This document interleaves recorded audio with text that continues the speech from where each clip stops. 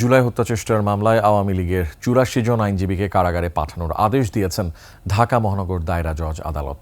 এছাড়া নারী ও অসুস্থ বিবেচনায় ৯ জনের জামিন মঞ্জুর করা হয়েছে। মানিক শিকদারের রিপোর্ট।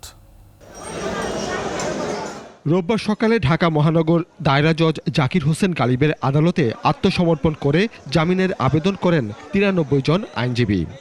এই ঘটনা সম্পর্কে আমি জানিই না বা ঘটনাস্থলে আমি উপস্থিত ছিলাম না। দুপুরের পর শুনানিতে বিচারক ৮৪ আইনজীবীর জামিন আবেদন নামঞ্জুর করে কারাগারে পাঠানোর আদেশ দেন।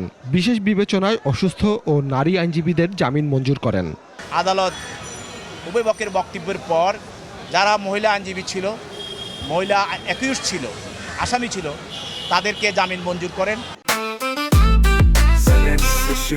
জেনেক্সে শিফট করো, লাইফকে লিফট করো। আওয়ামী লীগের নেতাকর্মীদের আইনজীবী হিসেবে মামলা পরিচালনা করার জন্যই এমন মামলা হয়েছে বলে অভিযোগ করেন আইনজীবীরা। ৬ ফেব্রুয়ারি ১৪৪ জন আওয়ামীপন্থী আইনজীবীদের বিরুদ্ধে ঢাকার মেট্রোপলিটন ম্যাজিস্ট্রেট আদালতে মামলা হয়। এই ঘটনায় হাইকোর্ট থেকে ৮ সপ্তাহের জামিন নিয়েছিলেন ১১৫ জন আইনজীবী।